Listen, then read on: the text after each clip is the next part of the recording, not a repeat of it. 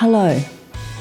I want to talk about a concept, willingness, which is simply just our desire to be involved, to be happy to do something if it's needed, to not be opposed to do something, to be enthusiastically undertaking something, and also to be ready to do something.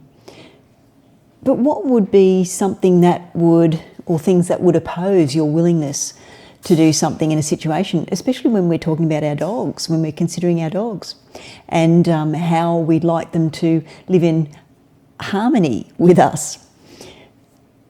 Well, some reasons that would make you opposed to being willing to do that for your dog is your expectations of your dog, what you expect them to do, your judgment for your dog when they're not responding to you in a way that you'd like them to, the things that you want your dog to do, not from their perspective, but what you think should be happening in the situation, how you expect or think your dog should act in an acceptable way in a situation, despite dogs not understanding or having the level of intelligence to understand how to behave in an appropriate way according to human social etiquette.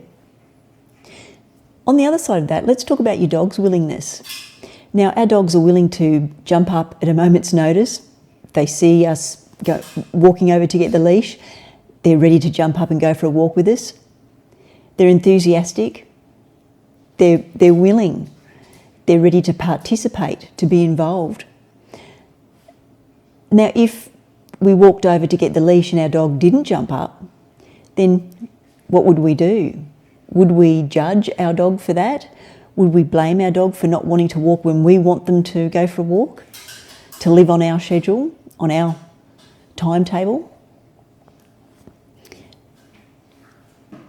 Do we take into consideration that there is an extremely valid reason for our dog not wanting to go for a walk at that time?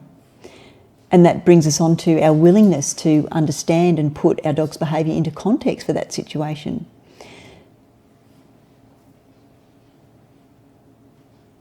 And it's very interesting because when we consider our dog's willingness and we expect them to be willing to comply, to obey, we expect our dogs to do that, but quite often we expect them to be willing, but quite often our dogs aren't willing. They're forced to comply. They're not provided with the opportunity to choose whether or not they want to be involved or participate. And they also don't get the time to learn or understand, yet let alone respond in the way that we'd like them to. So if you're not willing to be involved, enthusiastic, ready to participate, and be open to doing something that's needed in that situation, in that context, then you'll always see your dog's behaviour as a problem. And you'll see these problems as not being able to be solved. But if you are willing, then you'll be able to see answers to your dog's behaviour and why your dog's performing a certain behaviour in a certain situation at a certain time. So I want to ask you, if right now you could choose whether you could see all the answers and be able to find solutions when your dog's performing behaviour that you don't like seeing, would you choose to be able to see those answers, or would you choose to continue to create problems and see problems?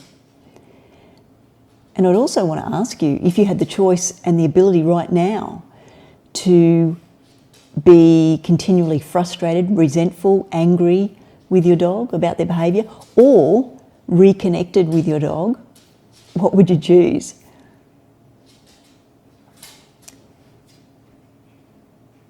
It's so very easy to reconnect with our dogs and see the answers. And it's as simple as your willingness to simply shift your mindset and your intention to being a guardian for your dog. We'll talk again soon.